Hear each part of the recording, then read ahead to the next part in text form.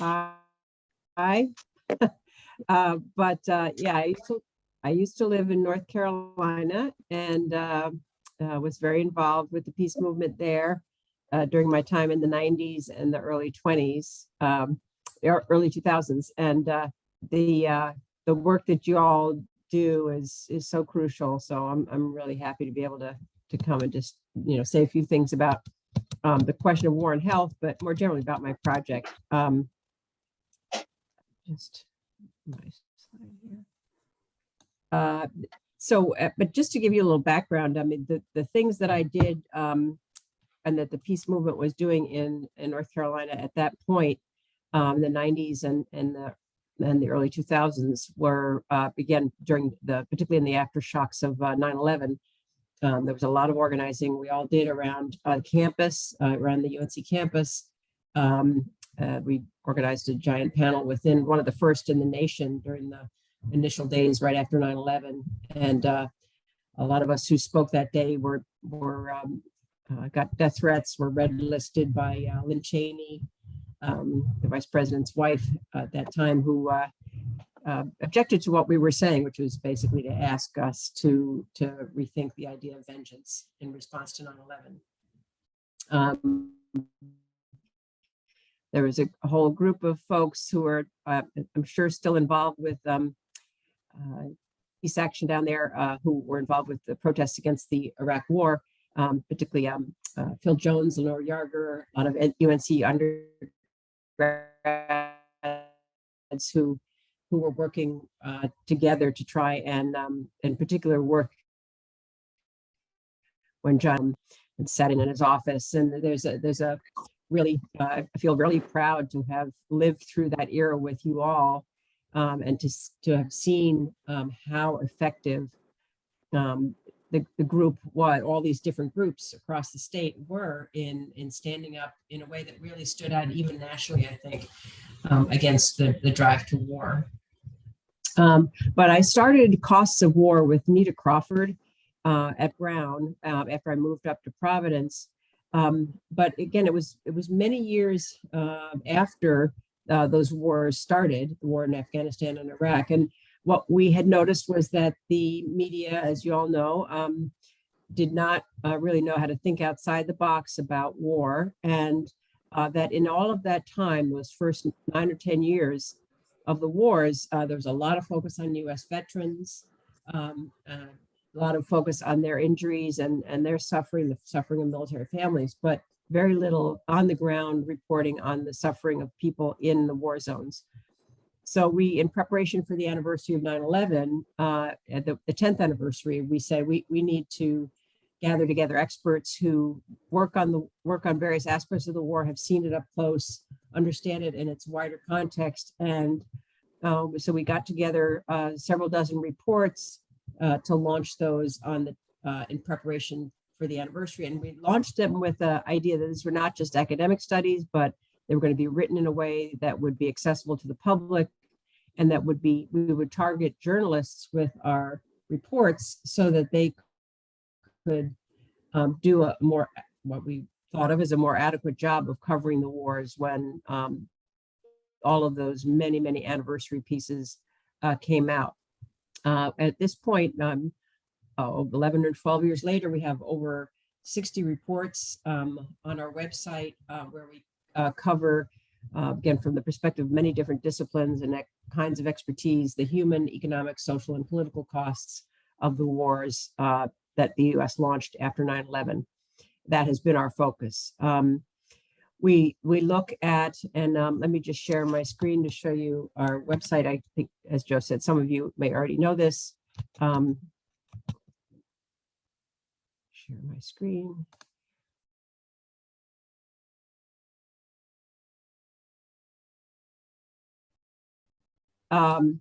We cover these various, and the number of people who, at least conservatively, who are estimated to have died from the direct effects of the war at almost 1 million people. The refugee flows, the human disruption, the injuries, and also, as you see on this map, the full extent of the war on terror, which goes far beyond Iraq and Afghanistan, Syria, and so on. It's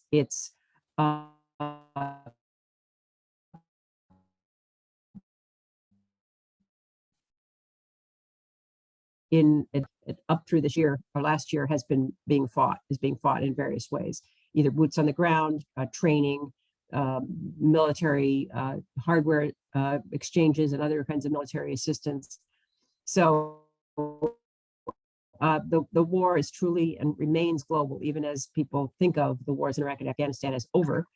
We know that the war on terror continues, and the consequences of the war continue. So our project looks at the variety of ways that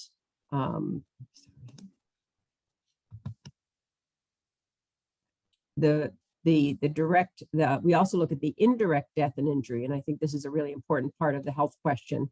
What direct deaths in war are considered war deaths by bombs, bullets, the actual, what we think of as a war death. But there are multiples more indirect deaths that occur as a result of war.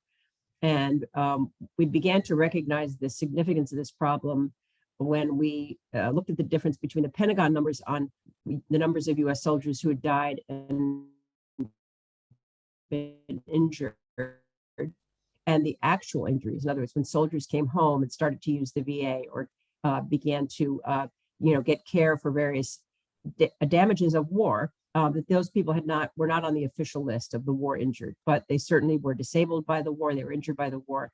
And those numbers were, again, multiples of the official numbers of, at that point, something like 35,000 US service members who were injured. So even more so with civilians who have less adequate health care and are more likely to be, again, unprotected when the bombs fall. They are these other indirect injuries and deaths are the result from the most obvious cause, things like bombing, when the US bombs sewage treatment plants and people get sick and die from water contamination, to less obvious injuries and deaths that result indirectly from war. So that, for example, when the US bombs electrical facilities, and this will be true again in every war zone, where there's air and artillery fire into civilian domestic infrastructure, you find that the consequences reverberate out from there. You then find households getting generators and then sharing the generators with neighbors who then climb and try to connect their electricity generation from one house to the next, and you find a spike in deaths due to electrocution. When you find people without air conditioning suddenly who then are sleeping on roofs, and people there in a spike in the number of people who die, or important story to be told about how war damages health in indirect ways. Even more subtle and maybe equally important are the kinds of damages, psychological and physical, that come from the way in which war affects ideas about masculinity, amplifying the idea that a real man exerts his will by force through violence, and the way in which that kind of toxic masculinity that develops within militaries, but also migrates to the culture at large, has resulted in amplifying the rate of death by suicide, addictions, and other things that are the correlates of that kind of damaging masculinity. And when we've looked at some of the health effects of war, we know that the time frame that you have to use is really, really long. Psychological injuries for civilians and soldiers are lifelong often, and even intergenerational. We know that the military is a highly toxic institution that has highly toxic chemicals that it uses in great profusion, and with a lot of carelessness, and with this idea of the emergency that requires that you not follow other safety protocols that might be in place. So you find for example, again, going back to the Vietnam War, the way dioxin continues to kill and damage the local population, the infamous burn pits of the Iraq War and other toxins that are there. And then even, again, more sociological, less directly physical effects of a war that can linger on for many, many decades are evident in things like the Spanish-American War, which created a continuing colonialism within the Philippines and resulted in tremendous inequality of wealth that allowed for, again, inequities of health and well-being that persist through to today in ways that aren't true in countries that didn't go through those kinds of wars of colonial expansion and control. So we have to look at, again, a really much more complex, large picture in order to understand how war damages health, right? We have to go beyond bombs and bullets. And then I talked about our measurement of the direct effects and then the indirect effects, but then there's also a third bucket of health effects, which can be thought of as health opportunity costs. So one of the things that we do at Costs of War is to keep track of the true extent of military spending by the US for these wars, post 9/11 wars. And just, again, not all Pentagon spending, just taking, in our project, we just take those additional trillions that were spent over the 20 years. Our latest estimate is approximately $8 trillion, 8 trillion, again, which is $8,000 billion spent on arms and creating, again, these health problems versus what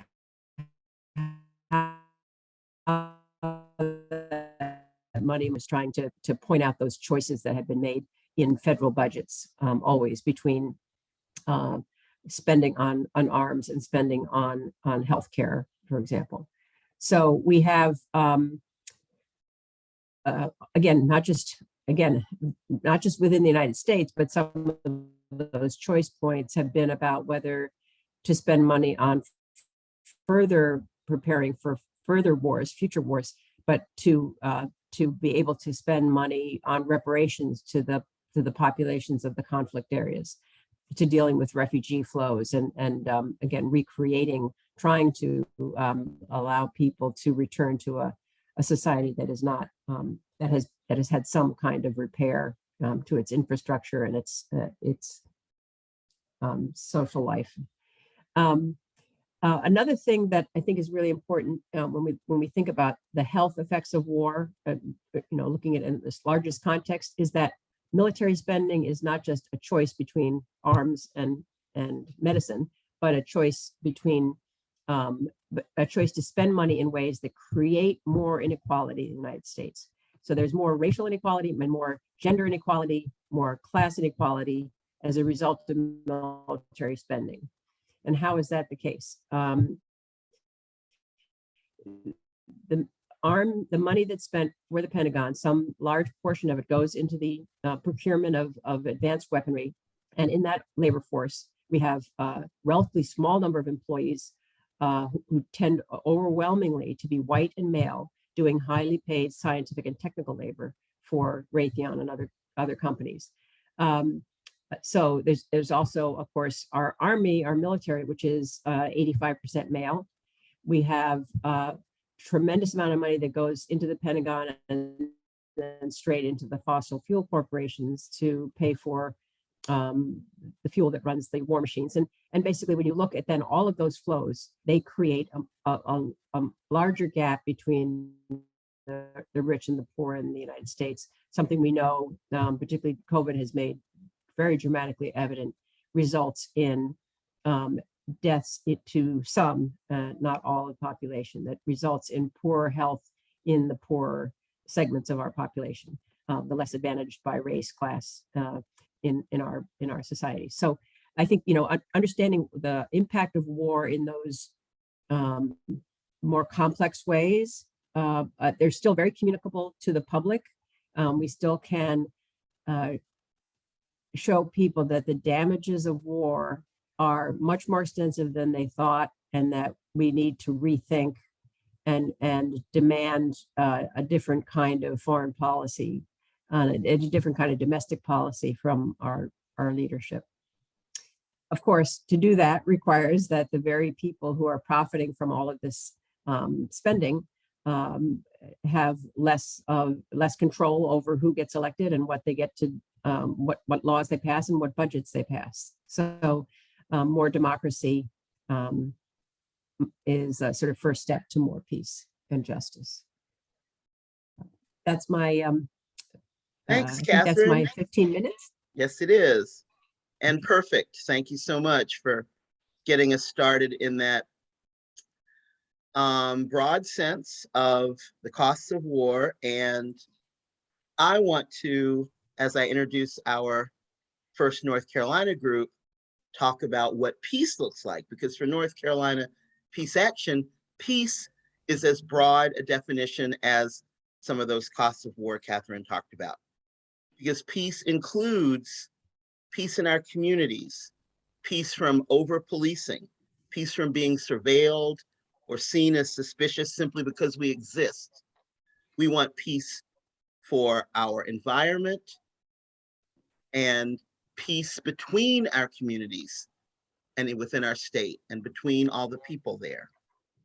To that end, I'm going to start us hearing from our state groups, or those who are working to make things better in our state, with Amelia Ishmael from El Centro Hispano.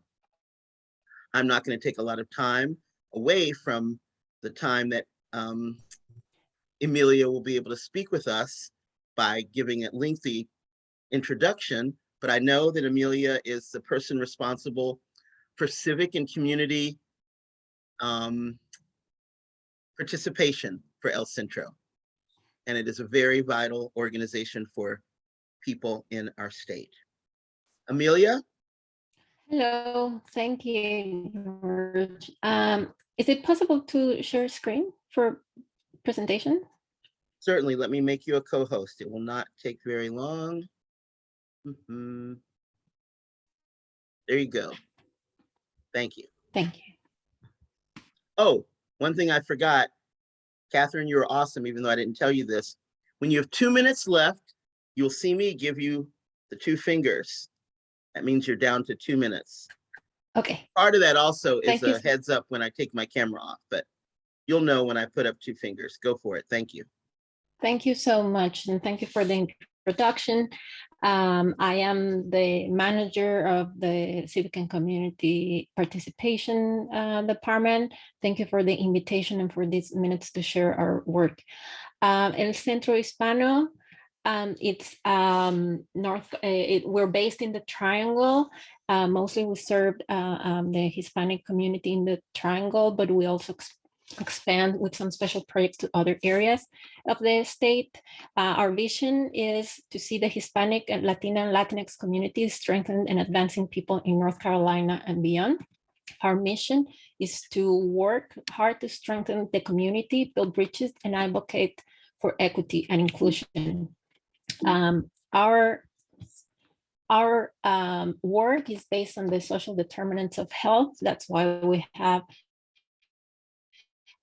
these as focus areas: education, community engagement, health and well-being, and economic development.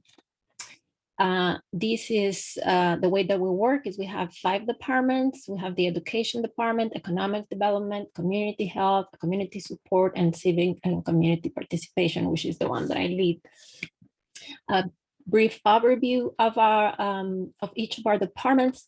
The health department has the health window and the mobile health unit.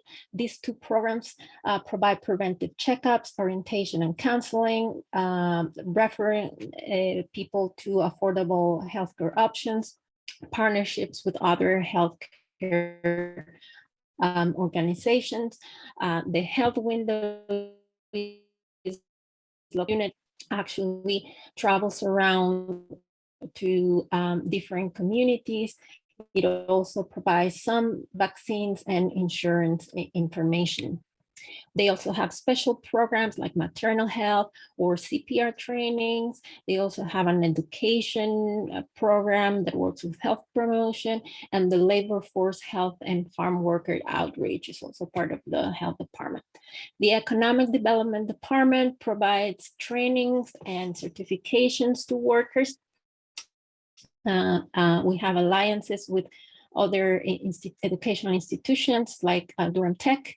We also have the House of Work, Employment, and Leadership, where we work to build bridges between employees and employers, local employers. Recently, this House of Leadership and Employment opened the Tool Bank, which is a place where workers can come and borrow machinery and tools for them to be able to find work. These are just examples of some of the courses and trainings that this department provides. The education department works in two areas: adult education and school readiness and achievement. The first one provides these services for adults: English as a second language, digital literacy, citizenship. It includes a group for parents to provide them with services and orientation in support of their kids' education. And we also have in the school readiness and achievement services that go from preschool preparation all the way to career readiness. This is the Padres Comprometidos, is the parents group that provides services and orientation. Our community support department is designed to build bridges between the social structures we all depend on and those who need them the most. Some of the services are providing information and referrals for other resources in the community, financial assistance, legal services, interpretation, and sometimes things that come up that we didn't even know we needed to find support for. Finally, the Department of Civic and Community Participation. Our mission is to increase the capacity of community members to respond, advocate for, and address issues affecting the lives of Latinos in the Triangle area. The program works to build leadership, grow collective power, create awareness, and provide resources to uphold the rights, dignity, and safety of Latinx, immigrant, and LGBTQ communities. Our programs are the LGBTQ, which we will discuss more in depth in the breakout rooms.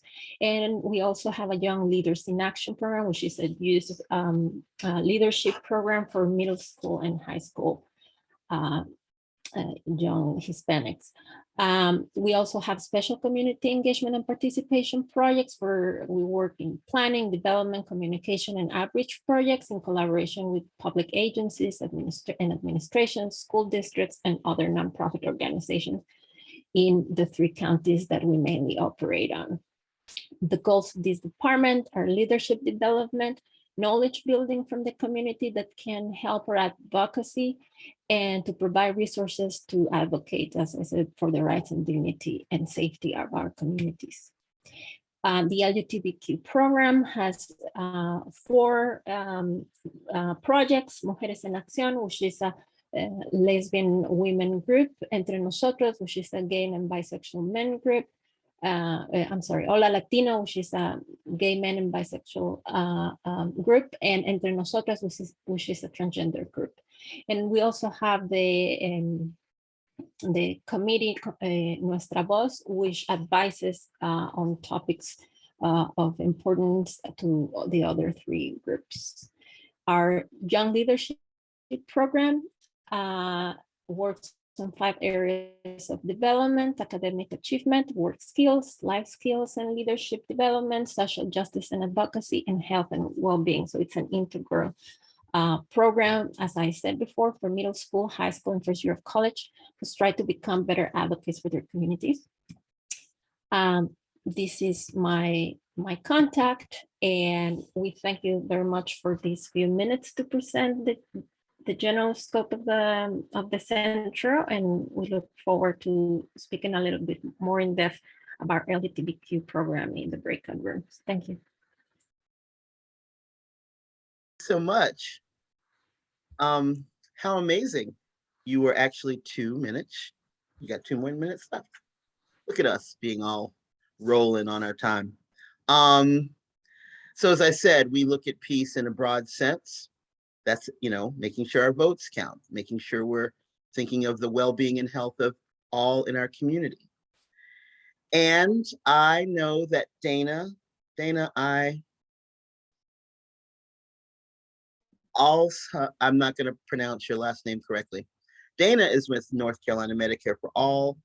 Al Hassan is what I'm going to say is Dana's last name. And thank you, Dana, for taking over.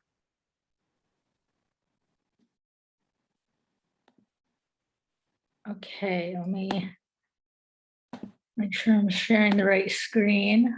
Can you all see the slides? Yes, we can. Okay, thank you. Okay. All right, there we go. Hi, everyone. My name is Dana Al Hassan. I know my name is a little hard, but it's okay. I appreciate it, George. I am a member of Muslims for Social Justice, which is one of the 45 coalition partners of the North Carolina Medicare for All Coalition. And I will be speaking about healthcare for all. Also, Ramadan Kareem to anyone who is observing.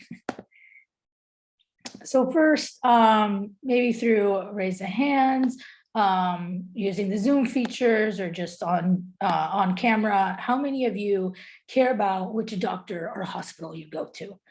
Excuse me, like how many of you want to actually choose your doctor or your hospital? Do you want to be by a hospital near you? Yeah, absolutely, having several hand raises. Okay, well, how about do you care who pays for it? So raise your hand if you care about who pays for it.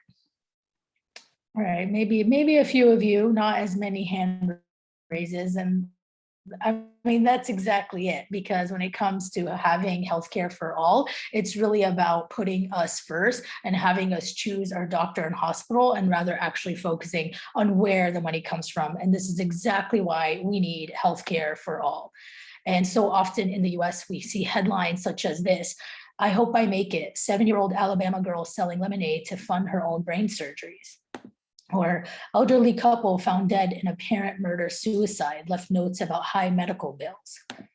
And healthcare workers turn to GoFundMe to pay for vital safety health equipment. So medical debt, as well as the need for medical equipment, far surpasses in the US compared to any other country. And these headlines are not an anomaly, they are actually the norm. And they are not an exception, but the norm here in the US. And constantly, many people here in the US, we suffer from medical debt and access to high quality health care. Meanwhile, as we're suffering from healthcare, we see health insurance companies and the overall health industry just profiting and making money off of us, especially pharma over here, as you can see, makes almost 20%, has almost 20% profits as revenues in 2019. And then within the pandemic, we observed record profits. Big pharma does profit the most, especially from selling different drugs. And this graph over here shows the price of insulin increasing from 2006 to 2013, where the average cost per patient in 2013 was $736. Insulin is extremely vital for diabetics. People with diabetes need insulin in order to survive, and the cost of producing insulin, the equipment needed for it has not changed. All of this are profits that go towards big pharma. And so the amount that we spend on healthcare is absolutely atrocious, $3.6 trillion, and 34% of this, so about $1 trillion, are all these administrative costs. They are for insurance companies, billings, part of your copays and deductibles. They are all these unnecessary overhead administrative costs that we actually do not need. And so this is why we need to push for having healthcare for all, and we can do this by extending Medicare. Many of you are probably familiar with Medicare. It's a single payer system, very popular, successful, does have private delivery, gives you free choices of private doctors and hospitals. And so now, in order for us to actually have justice for healthcare and expand healthcare for everyone, we can take the existing Medicare system and expand it to have Medicare for all. So we can improve the existing Medicare system by eliminating those financial barriers, those deductibles, copays, co-insurance that I had mentioned earlier that are just really a waste of money. And we can also expand on Medicare by including every single person within Medicare so that every single person has healthcare, because healthcare is a right. And this can also lead to negotiated drug prices. So not just people with diabetes who need insulin, but other life-saving medicine are actually affordable. And how can we do this? How can we pass this? Well, there are current bills already in Congress. We have a bill in the House sponsored by Representative Pramila Jayapal, along with 121 other co-sponsors. And we also have the same bill version within the Senate. And actually soon enough, Senator Bernie Sanders will introduce a new bill, and for the first time ever have a Senate hearing on it. And I think this is an extremely important moment for us to leverage in order to discuss healthcare for all among our community members and actually show a tangible way that we can fight for healthcare. And this is really important that we demand this of our legislators, because meanwhile, we see a lot of legislators spending so much money towards militarism and war, as depicted on this graph. As you can see, an outrageous amount of money is used for military compared to not just healthcare, but housing, education, and all other needs that we as the people should have and prioritize. Even last year, there was a record-breaking $777 billion military budget that was passed.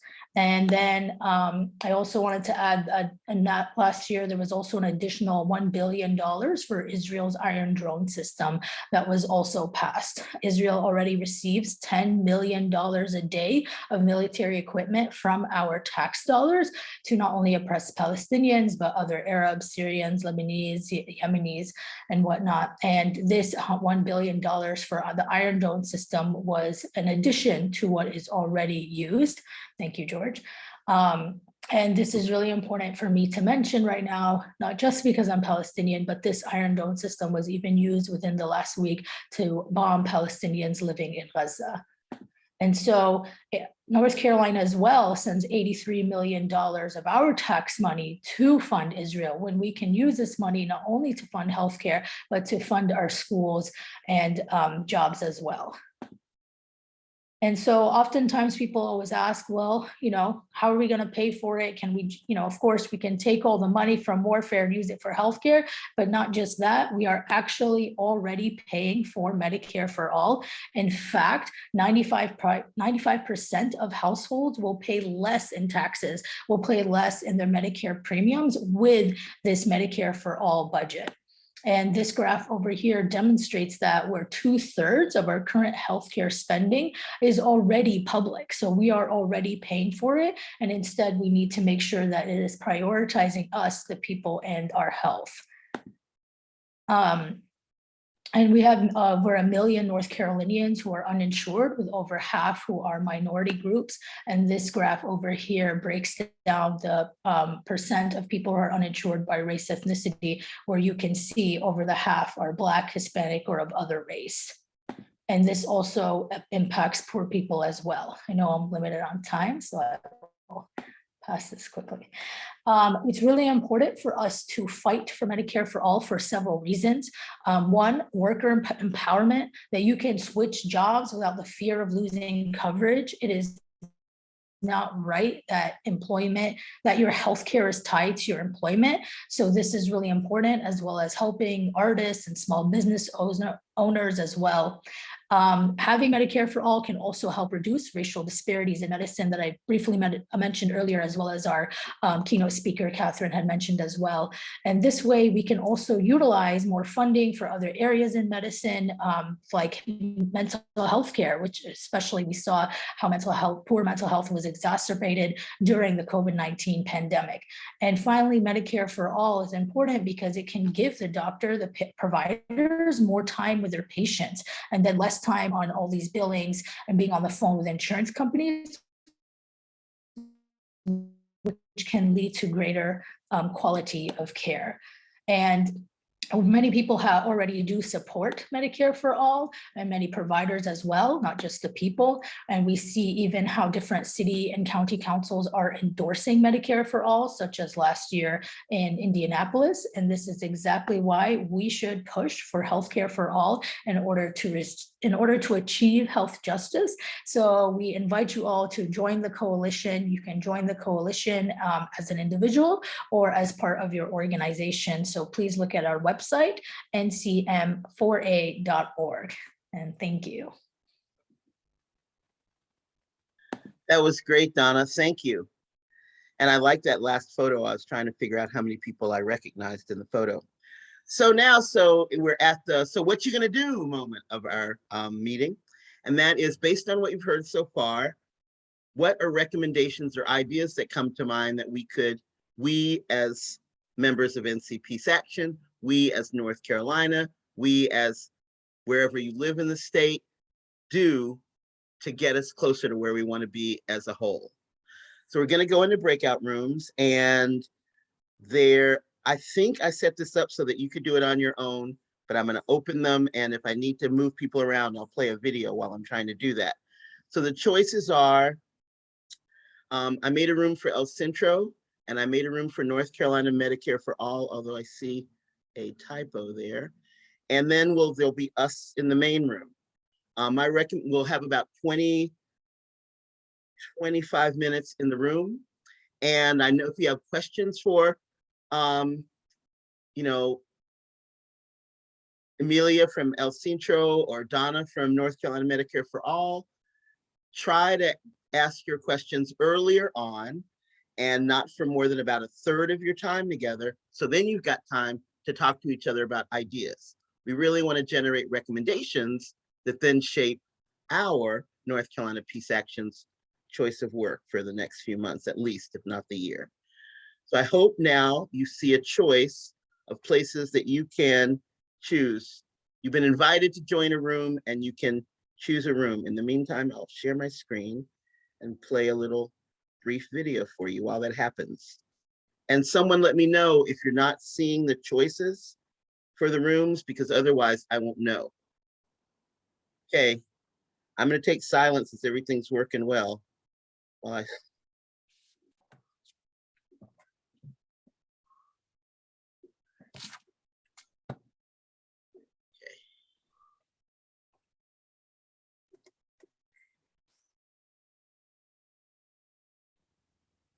no.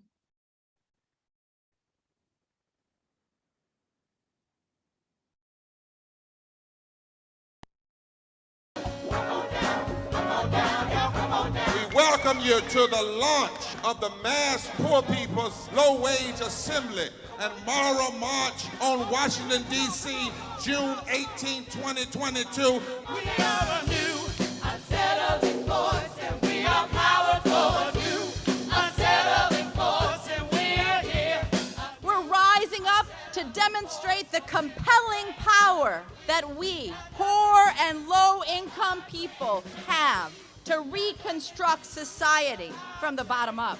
And we need to do it with the loudest voices possible, the biggest actions possible. Because we know that there is no scarcity in this land. The only scarcity is the moral will to do what's right. Hold on, just a little while.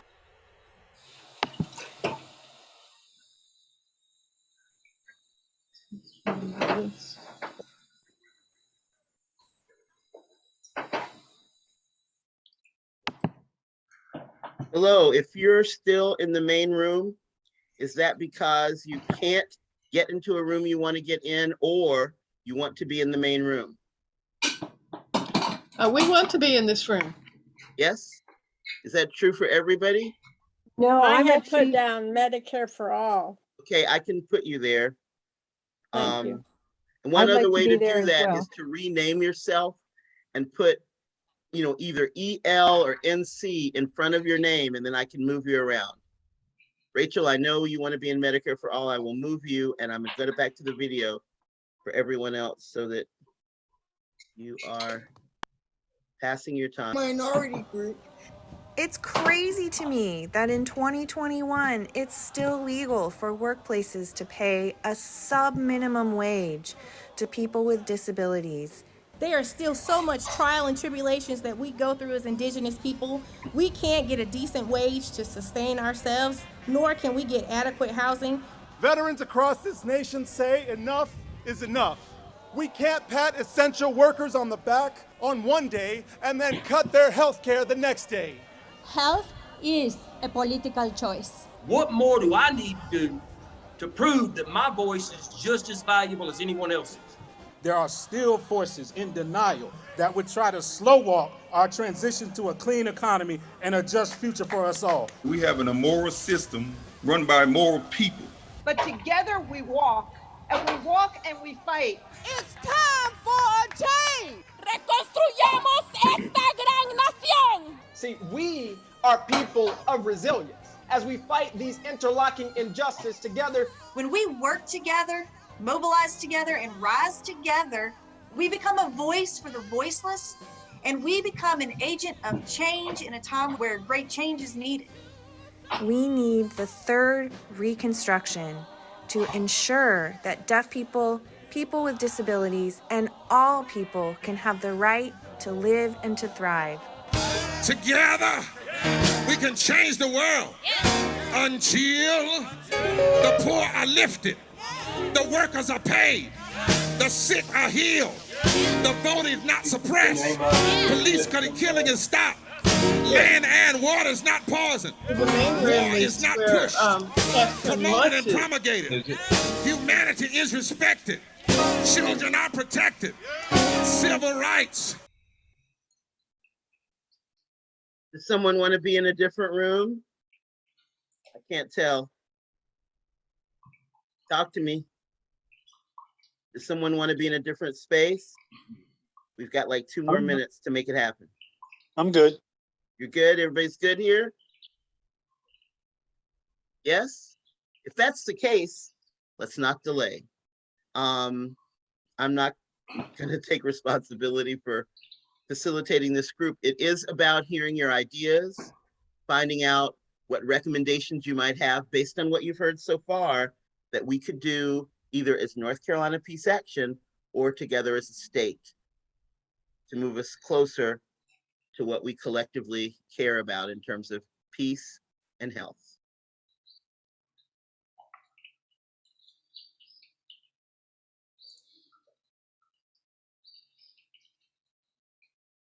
If we choose to have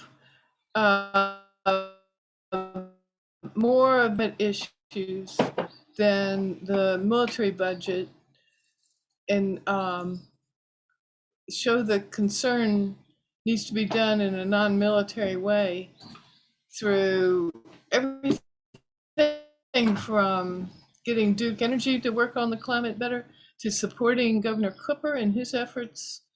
There are a lot of different ways in which we can try to make a difference.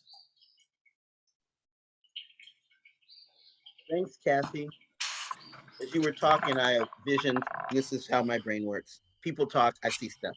So as you were talking, I envisioned a, not very unlike the Poor People's Campaign had the points that they would use at HKNJ, their 20 points or whatever, remember?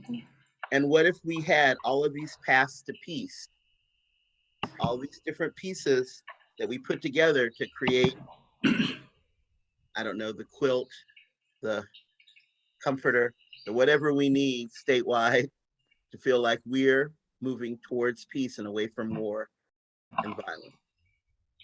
Sandy? No? You're about to say something, Sandy. Sorry.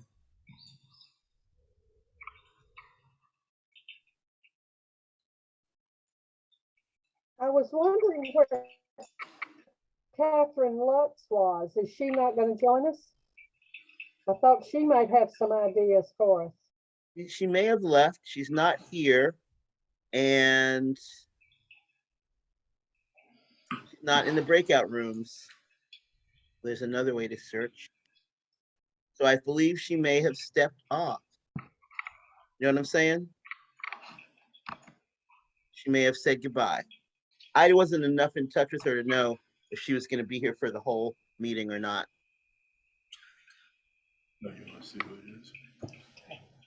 Anyone else have thoughts, recommendations, comments?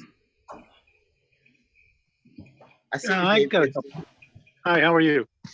I'm outdoors, so my hair is being blown all around. Thought I was off camera.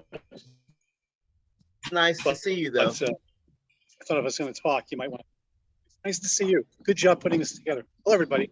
I coordinate a group called Peace, Justice, Sustainability Now, which is sort of an online group. It's an associate of Peace Action, but we're very active in Florida. And I came to this to hear what you guys were doing because I thought we might learn from some of the ideas you have. But I will say this, we were instrumental in forming something in Florida called the Florida Peace and Justice Alliance. And it's an alliance of over 30 organizations across the state. And we're learning how to work with each other on all these different campaigns and how they intersect. So just throwing that out there for you all to know that there's other things like this going on, and you might be able to help us do a better job. And we may know one or two things that we might be able to share that could help you. So I'm going to remain on mute mostly unless people have specific questions, because I'm really kind of here to learn. Thanks a lot, David. And if we don't currently have things that we can work on together, the environment certainly needs us to figure out something and quick and make it happen. Kurt, Mia, Ellen, do any of y'all have comments or thoughts?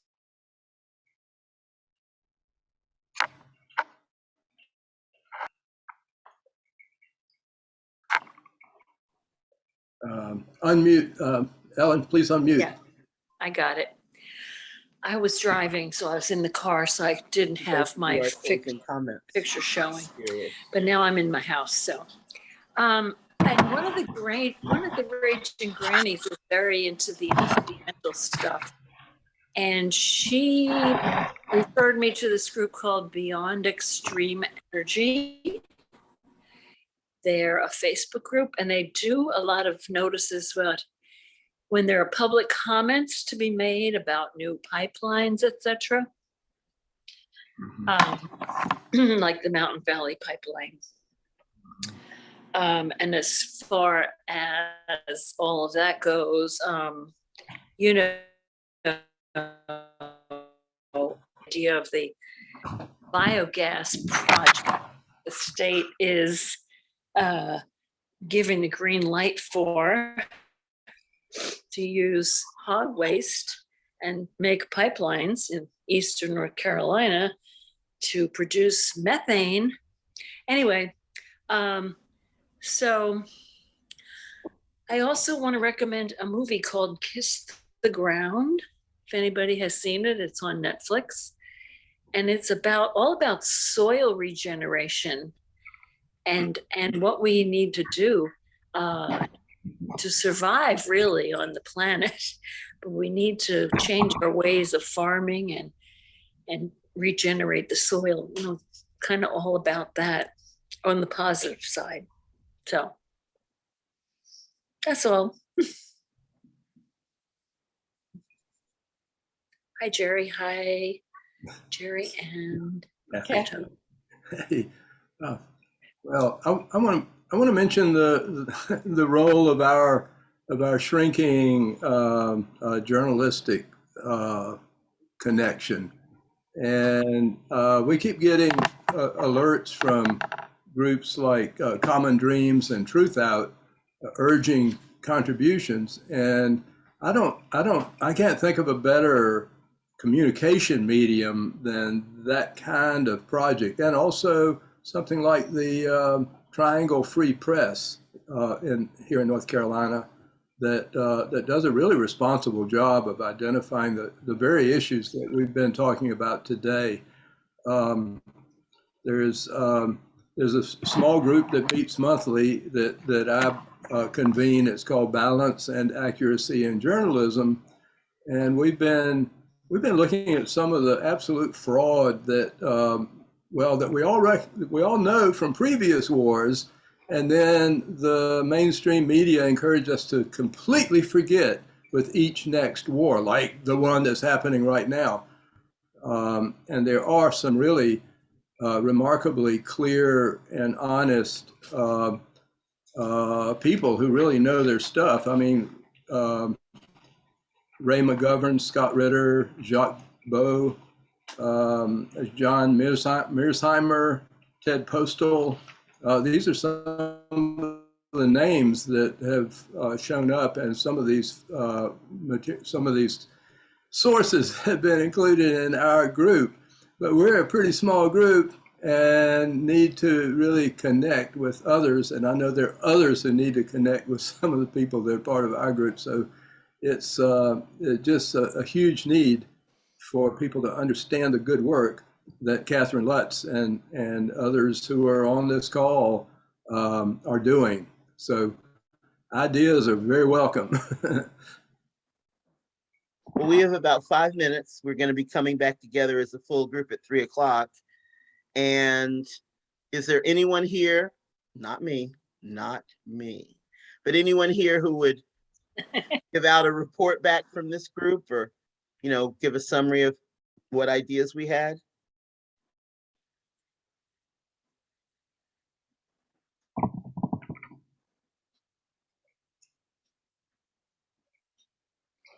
Y'all very quiet. I only heard two, so I would do it, just refresh my memory if there's anything else other than the journalists and the Beyond Extreme Energy and we're the Medicare. Here's what I remember, and this is why y'all pay me the big bucks. I remember Kathy starting us out by talking about how we have a broad, this is my summary, not what you said, Kathy, how there are all of these different fronts on which we need to work to get to peace. And it's not just one thing. It's not simply cutting the military budget. It's not simply electing people in the office. It's not simply making sure get out to vote, but we have to do all of these different actions to make sure we get what we want. And you mentioned the resources, including the book. No, not the book. The video, the Kiss the Ground thing you want people to watch.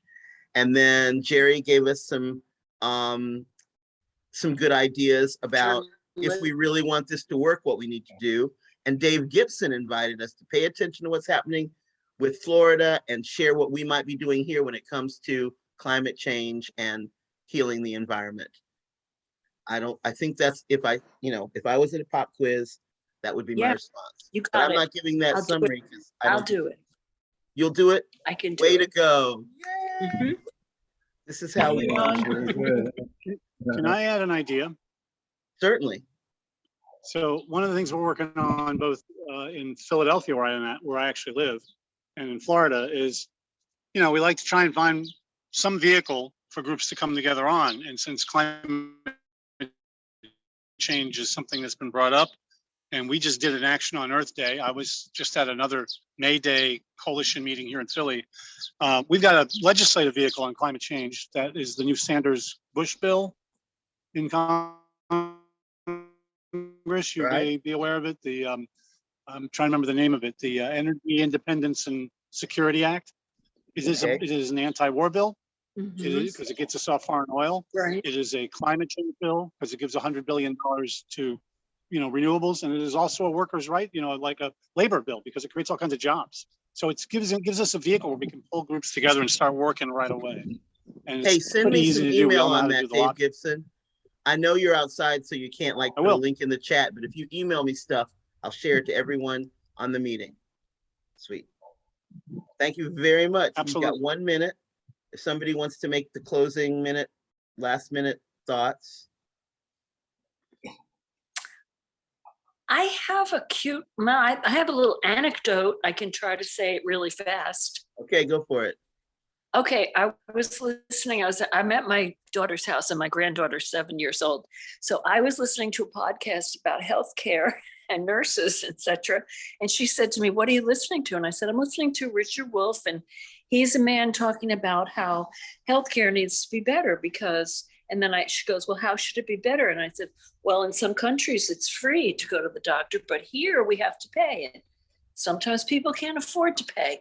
And she said, "Well, why is that? How do you fix it?" And I said, "Well, we have to get the people in Washington to change the law so that we can have free healthcare." She said, "We should write them a note and say, make it free or you're fired." So we did. We sat down and we wrote a note to Ted Cruz, and she wrote a note and it said, "Dear Senator Cruz, make healthcare free or you're fired." And then I wrote an explanatory letter to go with it. I was like, see, even a 7-year-old can figure this out. Absolutely. A 7-year-old can absolutely figure it out. So thanks everybody for participating in your breakout room and coming up with hopefully ideas and recommendations. So we'll have a brief go round, 2 minutes each. It's very brief. If you would, just to give us an idea of what you covered in your breakout time. And then we're going to have some remarks from Dr. Lutz to close us out. So who wants to go first? I can make it easy for you and say North Carolina Medicare for All on Ellen's great anecdote about make it free or you're fired. Sure, we talked about different ways in organizing our communities and trying to pass city and county resolutions. And I was just wondering, Steve, if I know you got cut off at the end, but it sounds like you were beginning to discuss more about making the connections between warfare and healthcare. And I was wondering if you would like to share. Well, it might be, can you hear me? Yes. I think Dr. Lutz alluded to this and talked some about it, but when we face the struggles against warfare, we're facing a struggle of some entrenched interests operating within the federal government and operating internationally. We are facing that same struggle in the struggle for quality health care. Medicare for All is an extremely strong legislative proposal with lots and lots of benefits, including the fact that done well, it would be less costly than our current system. Right. But there are huge entrenched interests in the current healthcare system. They're corporate, they're governmental. In our particular community, we had a takeover of a nonprofit hospital, a sale to a profit-making corporation, HCA, the largest healthcare corporation in the United States. Our nonprofit hospital was sold to them without very significant public input. It's a longer story, but that's a perfect example of what we're looking at here.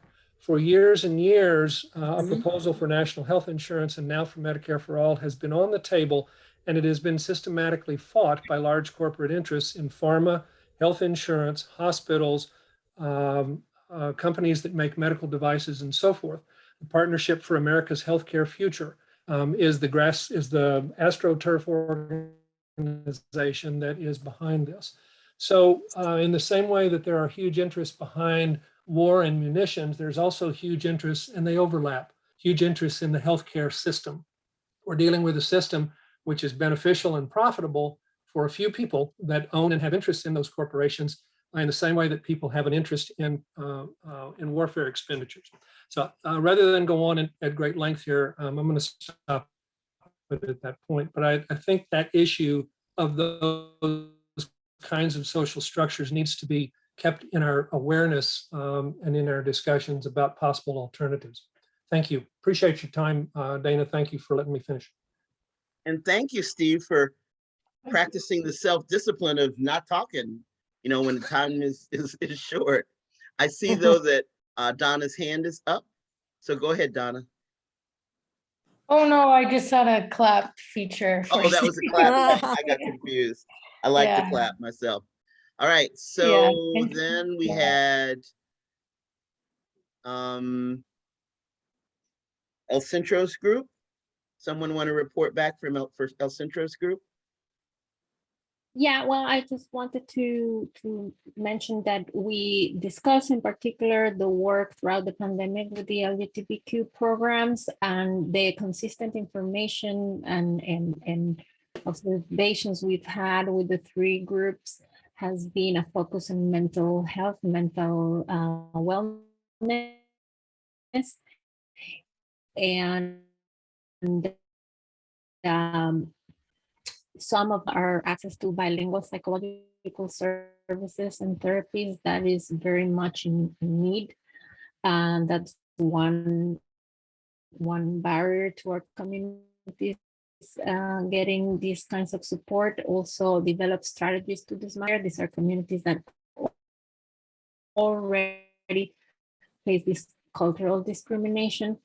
So on top of that, mental health has just adds to the cultural barriers with the call for Medicaid expansion, because that is just fundamentally one of the biggest barriers for our communities to access healthcare, because that in financial terms and in terms of everything they're going through, mental health and wellness becomes like third, fourth, or the last in the list of priorities. So we're definitely also advocating for Medicaid expansion based on this work we've been doing. Thank you. Thanks so much, Amelia. I know that I was in the main room with other folks, and board member Ellen Canavan is going to give a brief, maybe 2-minute if you can, Ellen, summary of what we talked about. And I have an email from Dave Gibson, which I will pass the information on to everyone, so you don't have to mention that part. That saves you a little time. Okay, I thought I was going to write it up, but anyway. We take that too. We talked about Catherine's talk, and besides the effects of war being the actual physical effect right there, and how it leaches over into communities and into families, and all of these issues are so all intersectional, the more I work on one issue, the more I see that everything else intersects with it. So it's byline. That's what I love about the Poor People's Campaign, because it covers like everything.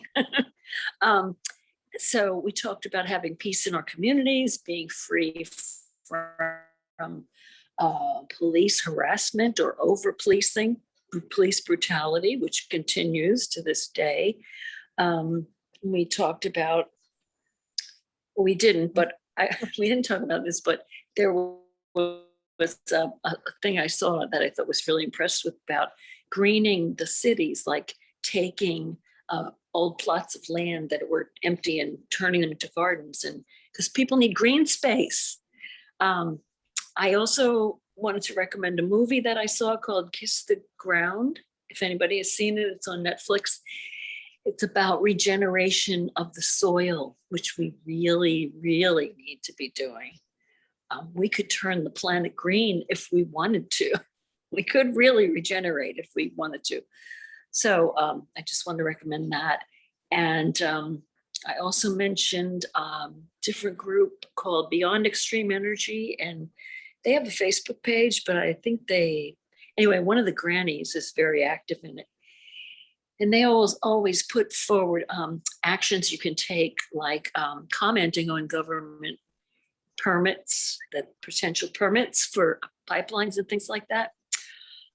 So I have done that with them and she sends a link, I could always pass that on to George and, you know, for anyone who needs something else to do.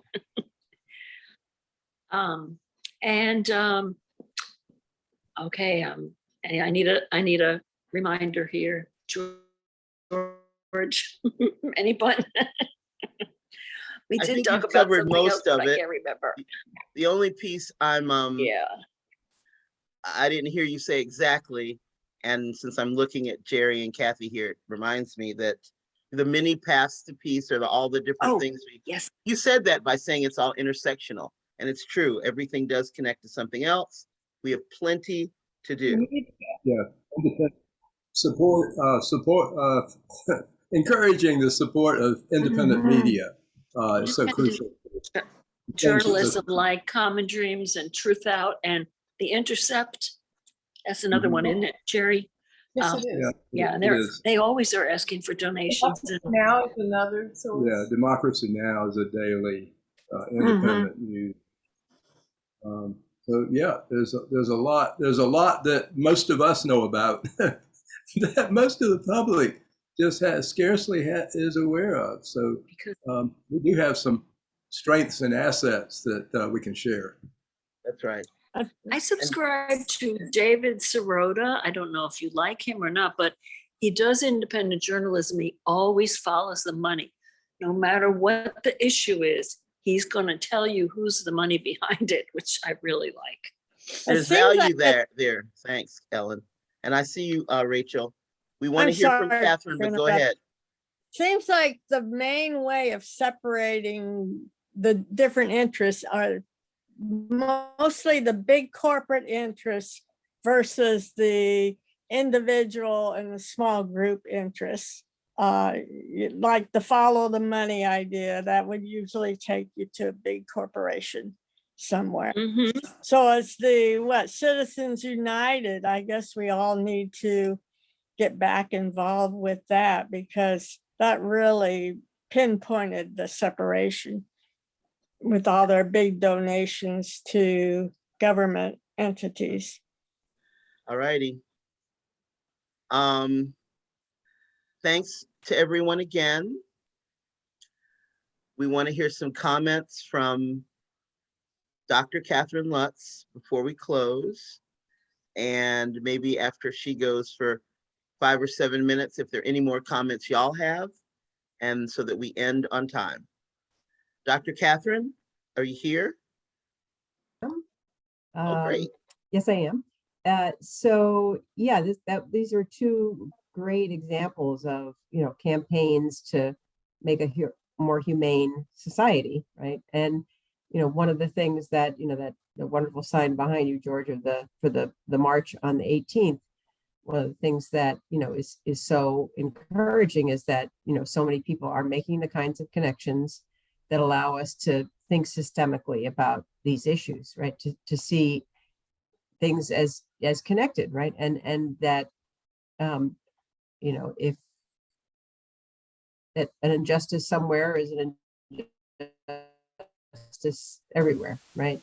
So I'm really hoping to maybe even see some of you all on June 18th. I think that those connections between militarism and racism and classism, sexism, all of that, those connections are being made in a way that, obviously people have made those connections for years, but I think as a mass movement, that the connecting militarism and racism and classism in particular are just, it's just really crucial. And, to be able to have the data to do that is important, but knowing that people also have what we at the Cost of War call pillars of belief about war that suggest that when war comes up, as somebody mentioned, I'm sorry, forgetting who, when people talk about no-fly zones, there's this sort of imaginary world in which that just, the arms magically stop their violence as opposed to simply accelerate it. And I think, understanding our audience, the audience for the messages from the movement, that's been, that's something we worked on for years, trying to understand why people resist the information that we have, that it's not simply a question of filling people's heads with missing information. It's certain kinds of pre-existing ideas that get in the way of their understanding that. And so on things like the healthcare for all, I was thinking as we were in the breakout room there, that's really an important thing to understand. How do people understand how the health care system works now? How do they understand how things get funded? Their own healthcare gets, where the costs come from. Understanding that is crucial before, you can actually suggest to them that healthcare for all, Medicare for all makes sense or is possible even, right? Without there being some cost borne by them that you're going to sneak up on them with a big tax bill, right? So, I'm really interested in some of those cultural beliefs that get in the way of this kind of progressive movement forward. But I think these connections that this meeting demonstrates, right? Just talk about war, you talk about what these other connected issues are, and what people are doing to make it possible for there to be another way, right? Another form of social life that we all live. I think that's just awesome. And I miss North Carolina. I had that. You all have just produced crops every year, I guess, of just these incredibly energetic, active people taking all these questions out into the public sphere and trying to make a difference. So thank you for everything you all do. Right. Or we're just really, really pissed. Are there? Yeah, well. Raise your Yep. hand or say Yep. stack if you've got a comment or a question, anyone. Yeah, I've got a question. I wonder, you mentioned some of the things that get in the way of understanding the data that you present in the Cost of Wars project. What are some of those things? Or can you 2 or 3 ideas? Sure. Well, one of them is the idea that wars work, that when you go to war, you're going to achieve some aim, and that you will, particularly if you have the largest military in the world, you will achieve that aim. All evidence to the contrary. All evidence to the contrary. Every war the United States has fought for the last many decades has been lost, right? So I think that's a big one, right? Getting people to understand that not only are wars not actually won, of course, that there are no winners, but that the very idea that there's a goal that is often, and that, for example, Putin has a goal, and that he's going to achieve that goal, and his goal is to get parts of Ukraine, right, or to push back NATO, or whatever it is. That fallacy is just hasn't been undermined, in part because of our media continue to treat American wars and American security institutions as being highly rational organizations that they have a goal, make sure no Americans die from attack or from vicious others. And we have this means, and that's all these weapons, and they're just working every day to put those things together.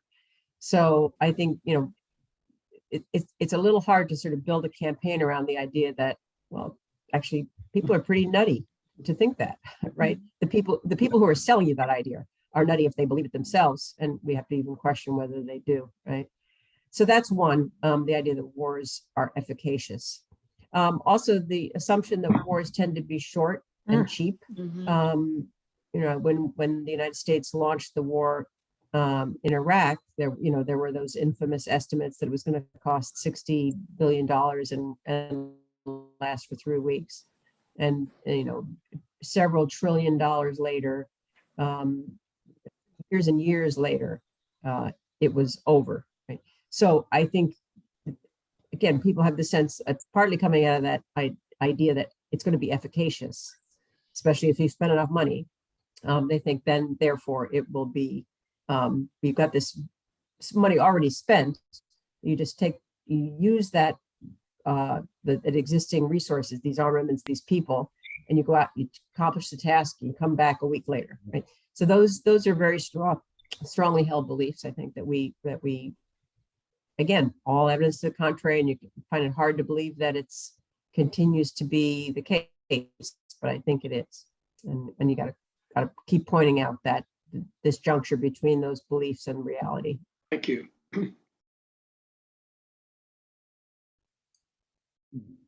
Anyone else?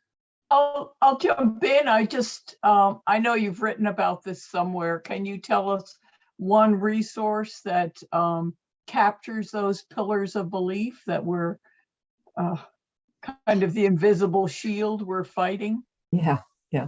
Well, on our website, we have lots of the media outreach that we've done, as well as media coverage of our work. So, and there are several op-eds that Nita Crawford and myself have written, and where we outline what some of those beliefs are. I can direct you to that through, I'll send an email to Joe afterwards with that link. Great. That would be great. Thank you. And I'm very glad you mentioned the Poor People's Campaign, because that is really one vehicle for us to make these connections, because they've already done it. And June 18th is very important. Thank you. Thanks, Ann. I'd Go like ahead, to Sandy. do a follow-up. Catherine, when you were at UNC, you had some materials that we used when we went to the high schools to do counter recruitment. And how do you feel like the recruitment in the high schools is going? Is it still strong? Was that a question for me? Because unfortunately, I did not hear. It was a question for you about high school recruitment and if it's still going strong. Oh, absolutely. The junior ROTC program is, continues to draw resources and humans out of the public schools. I haven't kept up with the last few years in terms of the numbers, but there's hundreds of thousands of kids who are, and particularly in majority Black and Hispanic school districts, who are being targeted for recruitment under guise of providing free resources to schools to train students in leadership and orienteering and all sorts of other things. But in fact, the studies that have been done show that in fact it is very much a recruitment tool. I think the numbers are still probably pretty close. Something like almost half of all the children who go through JROTC end up enlisting in the military. So it's a very effective way for them to, again, often pull some of the most ambitious and bright kids out of schools and into the military, where, again, the idea that this is a job opportunities program as opposed to a highly risky occupation with actually fewer what they call returns to service than lots of other civilian jobs in the trades or in college, post-college kind of occupational paths. So in other words, the studies show that, if you've got a JRTC program in your school, you're going to have this sort of brain drain, but also from your communities, but also set kids on a path that is not sometimes going to be less successful than the alternatives that they might have had, that they might have been encouraged and supported in following. Mm-hmm. The beat goes on. Padma has her hand up, and Rachel too. Rachel, I think your hand has been up longer, but you've spoken already. So let's do Padma and then Rachel. Go ahead, Padma. Okay, thank you for taking my question. I'm not sure how to articulate it, except that I would like to know how to address fear. Because I think that there's people, so much of the media and coverage creates fear. And I think it becomes unconscious. So, and of course, people don't want change necessarily. So I already know the health system I have. I'm afraid of change is another approach. So I was just wondering if anybody had any ideas around here.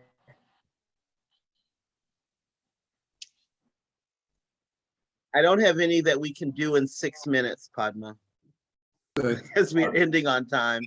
Other Rachel. people might. Go ahead. I see that Jerry, do y'all have a response? Yeah.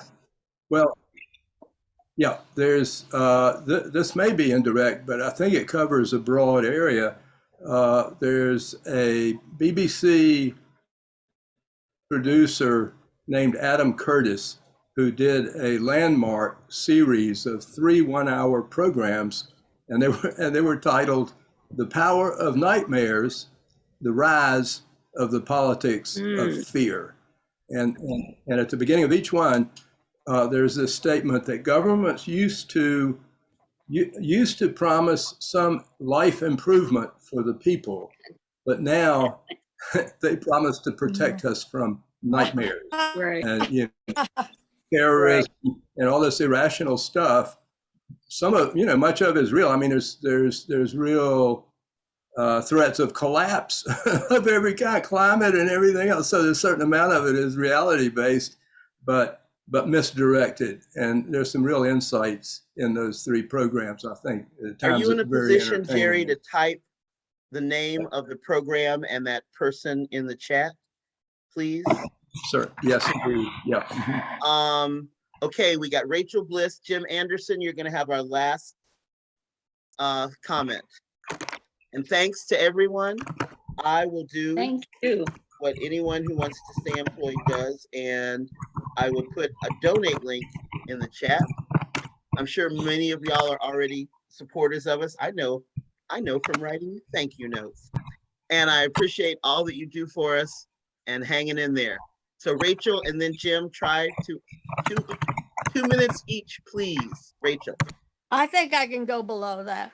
But I wanted to ask Catherine if she's ever reached out to mainstream media like MSNBC or some of the ones that claim to be progressive, if Cost of War has had a chance to be.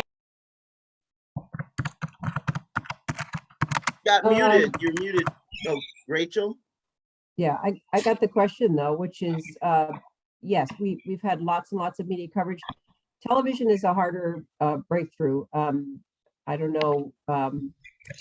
There's been multiple times we've been on TV with Al Jazeera and other more and Democracy Now! And things like this. But the mainstream, lots of mainstream digital print media have covered our work, our reports. But television still somewhat eludes us. And, obviously right now, people are looking at Ukraine experts and Russia experts, not war experts, to talk with them about that. Again, they jump right into the old paradigm, which is here's this security threat. Let's get all these rationalists who work on security in these institutions to talk to us about it, as opposed to somebody who might have studied, like all of the 50 plus people at Cost of War who've studied it as a real full phenomenon in other places and have us talk to them. So it's a real hard sell. They're so Rachel, I wasn't sure if you were done, and it's time for us to give Jim Anderson time to speak. Well, I'm glad. Were you done, Rachel?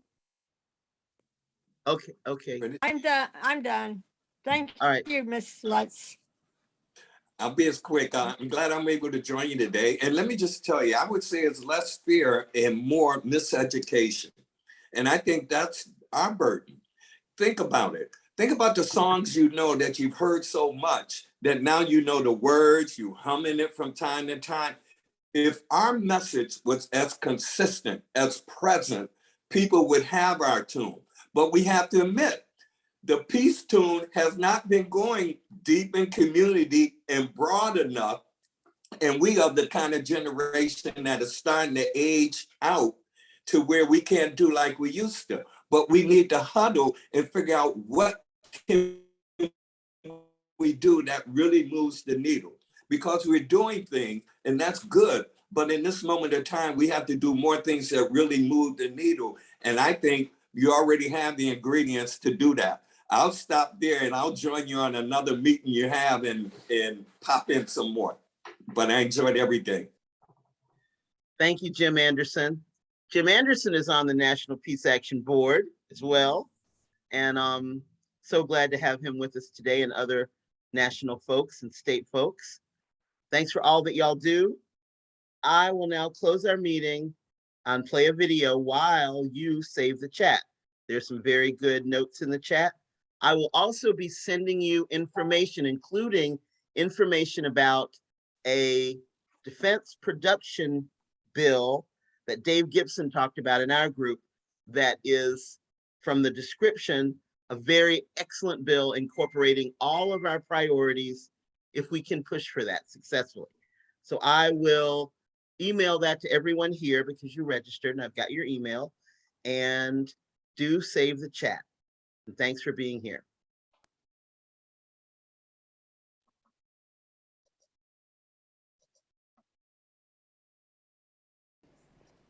You know, when we came into town, I noticed that there were children jumping up and down on the trampoline, and I saw people holding hands and walking the streets and just experiencing this beautiful, beautiful place. And I realized, you know, everywhere we go in the world, most people want the same thing.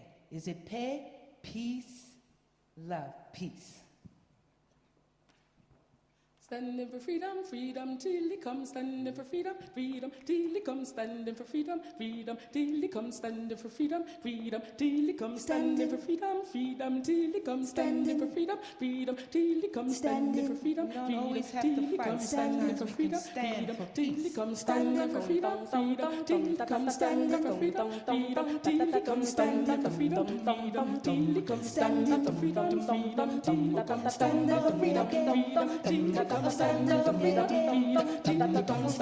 freedom till it comes. Standing for freedom, freedom till it comes. Standing for freedom, peace on earth and standing for freedom, freedom till it comes. Standing for freedom, word I speak will restore peace again till it comes. Let there be peace on earth, let the moment be now, when every man and woman understands their power. Let there be peace, freedom till it comes. Let there be peace. Let there be peace. Let there be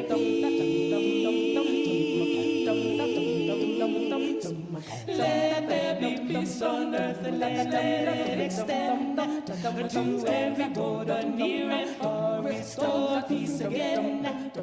Let there be peace on earth and let this be the day when all humanity will raise their voices to say, let there be peace. Let there be peace. Let there be peace. Let there be peace.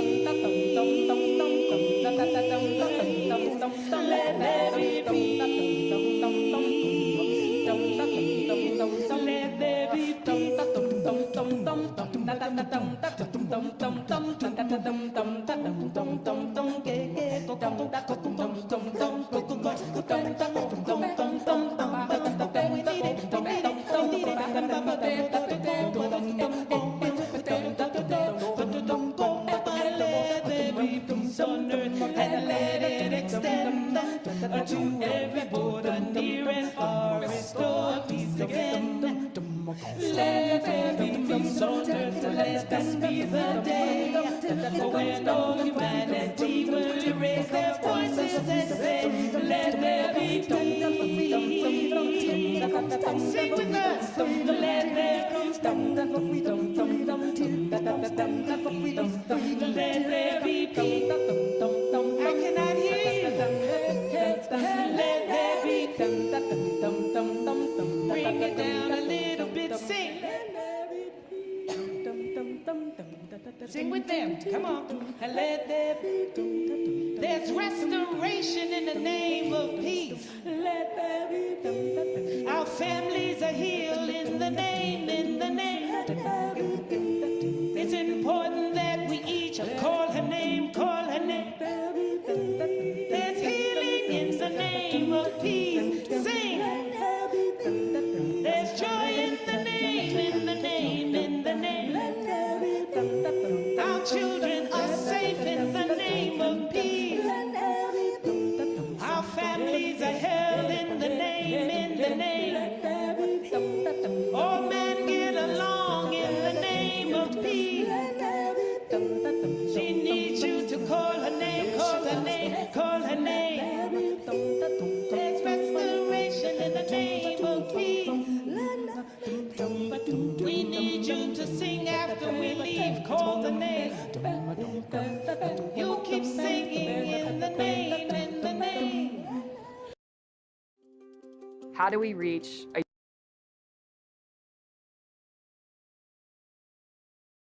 Wow, y'all are still here. What a trip. I remember Bernice from the 1960s, wasn't it? Or I know. 1970s? I didn't know her then. Yeah, she was active with the Highlanders Center. In the 90s, I snuck into their tent in DC at an event, and I got to hang out for a while because I looked Great. enough like the people around them that they thought I was, family or somebody. And they said, "Who are you and why are you here?" And then I was like, "Oh, I just guess I got lost." It worked. It worked. Well, thanks, y'all. I'm gonna hang up. And Good job, something- George. What? Hope Joe you're and feeling George, better. thanks for getting this going and keeping it going, and everybody, it was very good. Yeah. So thank you very much. All right. Thank you. Bye-bye. Ellen's just Bye. talking and talking with herself muted. You just talking and talking, Ellen. Didn't Oh, nobody hear you. no. It gave me some inspiration to keep going. We need that every now and then, don't we? All right, then. Have a happy. Thank See y'all you. in a week or so for our regular meeting. All Bye. righty. Bye-bye.